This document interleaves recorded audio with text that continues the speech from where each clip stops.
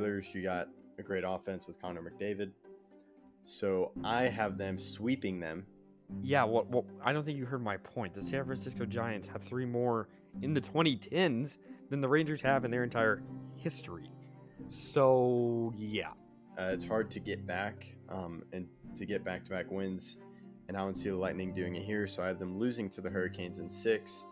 We don't talk about the 2010s because the 2010s had the Astros, and if the Astros didn't happen, the Yankees would have won in 2017 with the Dodgers. He was close to Frank Reich, and they want Frank Reich back, so that's what they got. It's their discount Frank Reich. Kaprizov and the rest of this crew, Jordan Greenway, who doesn't get enough props. He definitely is somebody who needs to be mentioned more. Hi, this is Julie Dobbs. You're listening to Outsiders Opinions with Kevin and Austin. What's up, y'all? Welcome to our NFL Opinions of the Week. We're going to start off with some good news. We're recording on Thursday, and the good news is Damar Hamlin is awake and holding hands with his family, is what I've read on Twitter. So that's a good sign. Very scary injury. And now I'm glad they postponed the game because I think it just would have been terrible for them to play the game right after. But now we're going to talk about like the tricky situation. I'm not sure. To me, there is no like clear way. So I'm not sure if they restart the game or where they restart the game or if they can just because it's so close near the end of the season. But it is important for the seeding, so I'm not sure how they handle it. Austin, you have some ideas. Yeah, the biggest issue here is that this affects 4 teams: the Chiefs, Bills, Ravens, and Bengals. If the Bengals had lost on Monday, and I agree with you fully, they should have postponed the game. There's no way you could witness that and then play. That's not... I don't really know what happened in other sports. I know in some sports, like I believe in the Christian Eriksen thing, they finished the game, right? I think so. I think they I did. remember that. And it was international play, right? Yes, he was playing with Denmark. Okay, yeah. Yeah, that's what I thought of when I didn't see it live. I just heard about it, and then another one I think of is the one that happened to the Dallas Stars player that fell over while he was sitting on the bench. I don't think I remember that. It was like 2014 or 2015. Okay, maybe 2015. Yeah, I don't remember that, but yeah, but basically he was just sitting on the bench and then just fell over and had a heart issue. He obviously survived, and we're glad to hear that Damar Hamlin's doing so well now. He still has a long way back to recovery, but him being awake and talking is a great step. But this affecting those 4 teams. Again, the Bengals had lost on Monday. The Ravens had a chance to win the division, get a home playoff game. That's such a big difference than being a 5 seed and having to go play a Titans or Jacksonville team. And I understand those teams are not the greatest, but even if the Ravens, I don't know how the seeding works, but maybe the Chargers get the 5 seed over them, and if they do, you'd have to play a 6 seed against either the Bengals or the Chiefs or the Bills, depending on how that game worked out and how next week works out. The Chiefs could not get the 1 seed if the Bills won out, but now they can if they don't play this game. If they just get both teams a tie or decide that they're going to do it on win percentage, the Chiefs will get the 1 seed for after losing to both the Bengals and the Bills, the other 2 teams that can get the 1 seed. There's 3 teams that can get the 1 seed, and the Chiefs have lost to the other 2. And they could get it off of just consolation.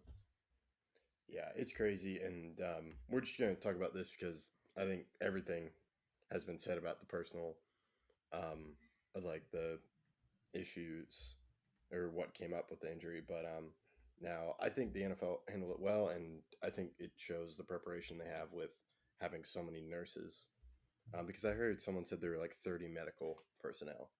So, but now I think looking forward, I'm not really sure how they do it. I almost was thinking if the Bills win the game on Sunday, then I would just say they take the 1 seed. Because they could have. But if they had lost to the Bengals, they couldn't get the 1 seed. Everything that happens is so determinate on that game.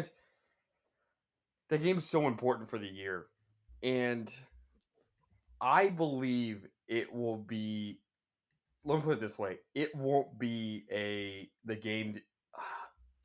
They won't give both teams a win. They won't. I don't think they're gonna tie the game. One of two things is gonna happen. They're gonna either decide based on winning percentage, or they're going to play the game. Yeah, They're not I gonna think just say both teams get a tie, both teams lose, both teams win. They can't do that. People saying that's not gonna happen. You can't just give something that messes up too much, is way too shady. They're gonna do it based on winning percentage, or they're gonna play the game.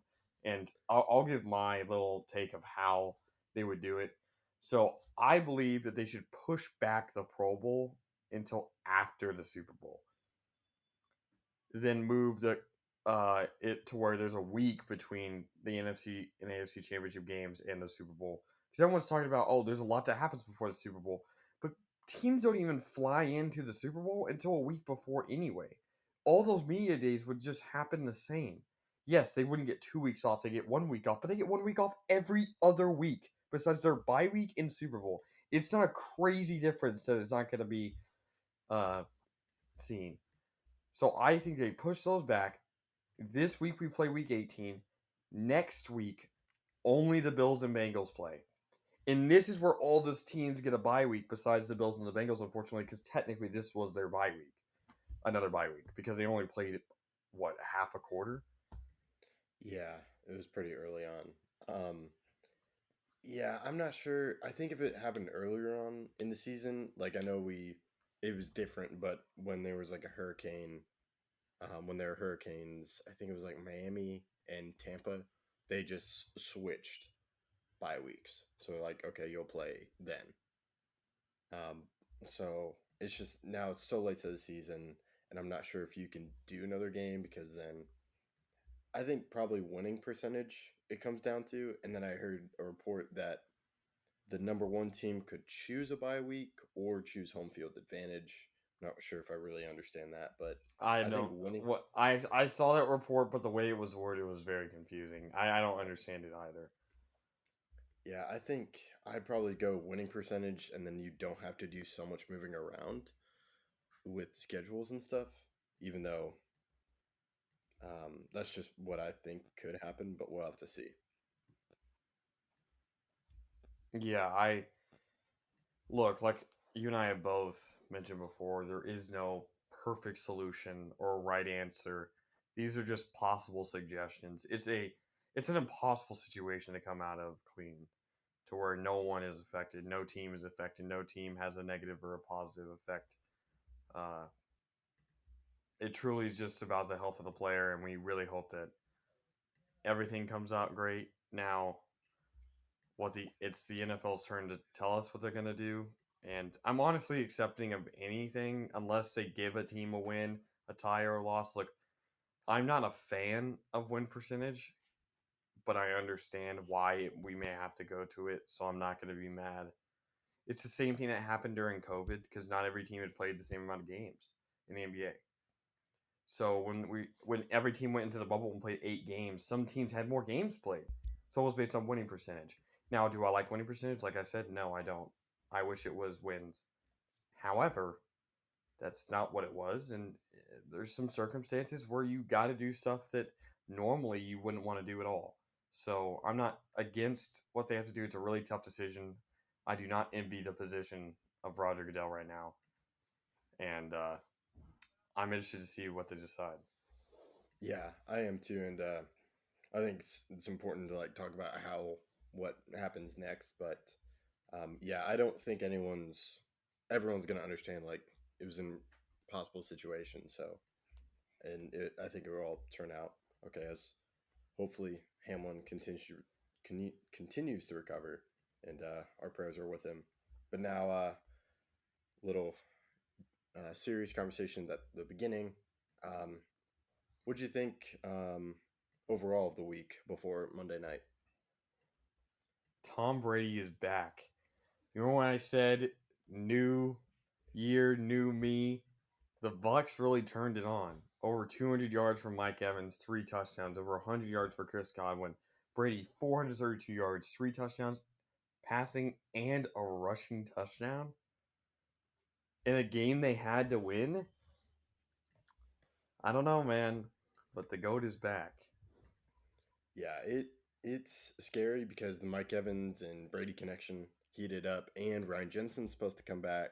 So to me, the Bucks were always a dangerous team if they got in. Now they're definitely dangerous because if you let them linger, like we were talking about last week, to me the Bucks are a cockroach. If you let them linger, and once they get in that 2 minutes, they can run the no huddle offense, which they're so great at, as you've pointed out several times.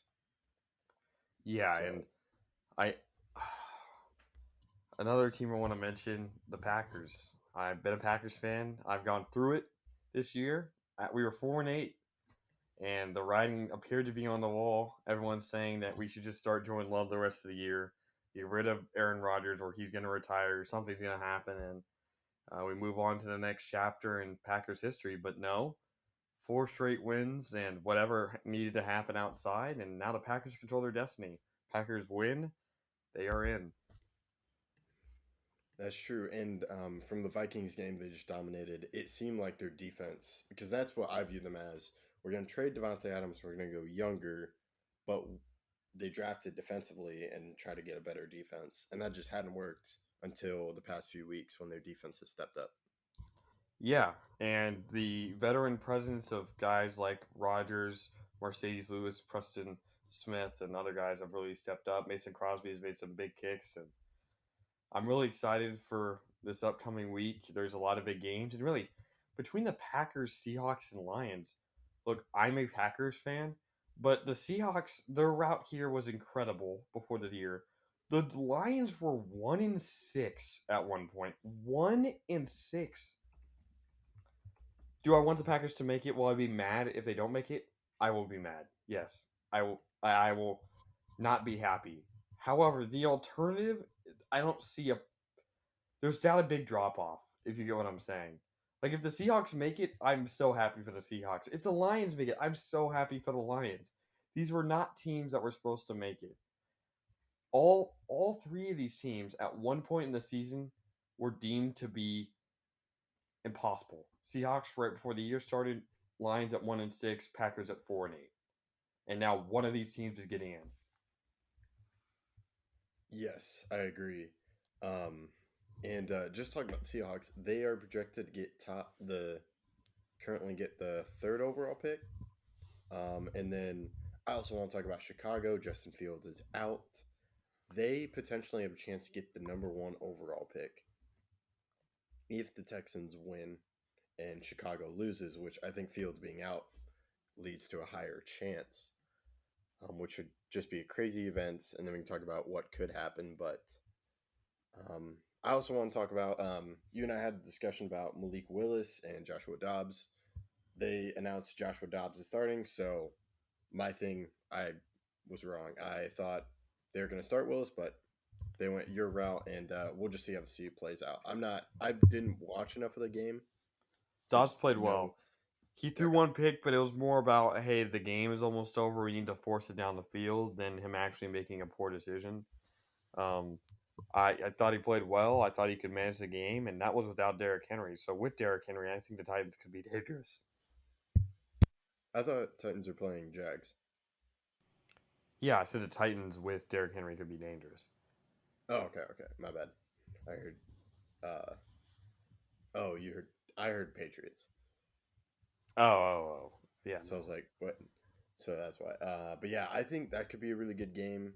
I've told you this before. I kind of want that to be the Sunday night game. I know if Packers win and in, but to me, if the Lions win and the Lions are already knocked out, if the Seahawks win, to me, I was like, I kind of want to see Titans and Jaguars. Yeah, I understand it, but the other thing is that it's not really a do or die game there either, because if the Titans win and the Steelers, Dolphins, Patriots all lose, the Titans get in. Both teams could get in. The Titans and the Jags. Titans win, Jags lose, and then like I said, the Dolphins, Bills, and Patriots, not Dolphins, Bills, Dolphins, Patriots, Steelers all lose. The Jags get in anyway. So none of those are perfect. Win and one team's in, lose and the other team's out. Because, like you said, the Lions could win and then been out, and the Jaguars could lose and be in. So I understand what you're saying, though. I still hope that the game is competitive. I would rather see the Seahawks win because I'd rather see the Seahawks than a division rival get in. But again, like I said, I'm not mad if either of those teams get in over the Packers, even though I really want the Packers to do well. Yeah, I agree. And another thing that I want to talk about is the Steelers won this past weekend, and that keeps alive the Tomlin streak of never having a losing season. Yeah, as long as they tie on Sunday, they will not have a losing season. Yeah. And if they win, they won't. Yeah. So, and then they could still make the playoffs, which is crazy given what was on. I was like, oh man, they're going to get a top 10 pick. But Tomlin worked his magic, and Kenny Pickett looked good, made some good plays, especially near the end. And that Ravens defense still is struggling, but I think they'll just be better with Lamar Jackson. I'm just shocked they're 10-6 right now. I didn't think they had 10 wins this year. Who? The Ravens. Yeah. I understand. It's just like last year when I thought the Ravens were doing better, and then they weren't, and then they missed the playoffs. And to your point about the Steelers have a chance to make the playoffs, the same thing happened last year. Like we were like, oh, the Steelers have no chance. Ben Roethlisberger isn't good enough, and then Ben Roethlisberger led the league in fourth quarter comebacks and game-winning drives, and behold, they're in the playoffs and play the Chiefs. And the exact same thing could happen this year. Yeah, I agree. It's a pretty crazy turn of events, and I can't believe we're almost at the end of the final week, but it looks. I think there's a lot riding on this week, especially in the NFC, because you have the Eagles potentially losing number one overall pick if they lose to the Giants. You mean But the the seed, Giants right? really don't have any. It would just be to spoil the Eagles, which I think we could see, and the Giants clinched a playoff spot, and that's um, ridiculous looking at it now, just given where they started before the season. But really really looks like Brian DeBall's already making headway in his first season. Yeah, and if you look at the playoffs teams, you could not have predicted the NFC. And I think that's what we were saying before the year started, is how unpredictable this year is going to be, and that there are no dominant teams coming in that we thought there was a 100% chance of that team getting in. And I mean, it could have gone crazier. The Panthers could have won on Sunday and then them being in the playoffs, but still, it was very unpredictable. And I think this will make a very interesting playoffs. Yeah, I agree. And looking at the schedule, they didn't announce the schedule till the end or till the week, which I kind of like how they did it. Even though I wish the Eagles game came before the Cowboys because then they could rest players. But the Giants and Eagles game is the same as the Cowboys and Commanders game, who will be starting Sam Howell, which so the Cowboys are going to be playing hard, playing their players as they need a win if they want to win the NFC East.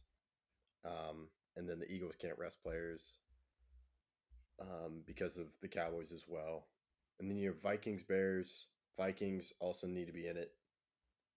So it'll be interesting to see what happens. And then it should be a fun week of football, and we'll just see what happens. Any other thoughts, Austin? Nope. That's all I got. A short episode. Let us know what you think. And then once again, thank you for listening to Outsiders Opinions.